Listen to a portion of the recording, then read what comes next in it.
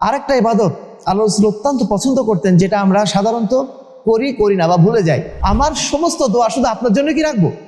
আহলে হাদিস আন্দোলন বাংলাদেশ। সেটা হচ্ছে আল্লাহ রাসূলের প্রতি সালাত বা দরুদ পাঠ করা। এটা আল্লাহ রাসূল অত্যন্ত ভালোবাসতেন।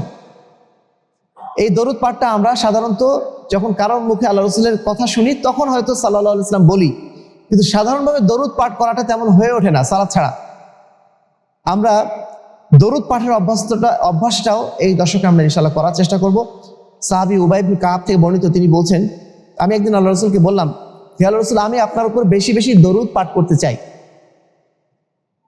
ফাকাম আজআল্লাকা ফি দুআ মিন সালাতি, তিনি বলছেন যে আমি সারাদিন যে দোয়াগুলো করি এর কত শতাংশ আপনার জন্য দরুদ হিসাবে রাখবো?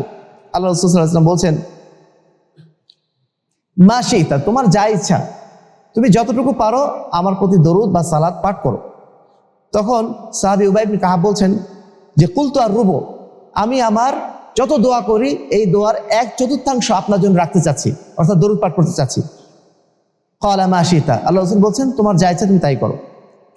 ফাইন জিদতা ফাহুয়া খায়রুন লাক, যদি তুমি এর চেয়ে বাড়িয়ে নিতে তাহলে আরো বেশি কল্যাণকর হতো।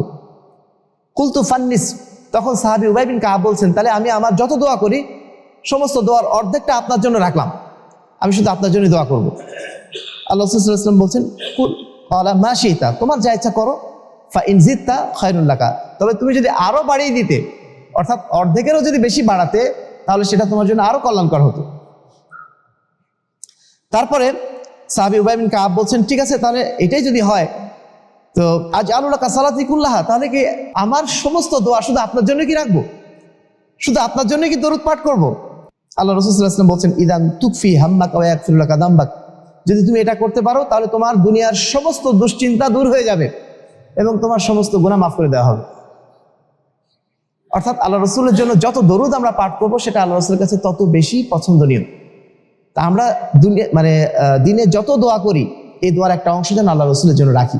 আমরা যেন সবসময় আল্লাহ রাসূলের প্রতি দরুদ পাঠ করছি, বিশেষ করে শুক্রবারে, আজকে জুমার দিন, তাই না? জুমার দিনে বেশি বেশি আল্লাহ রাসূলের প্রতি দরুদ পাঠ করতে আমরা জানি সবাই। তো এটা যখন মনে আসে তখন পড়ি, আমরা কিন্তু নিয়ম করে পড়ি না।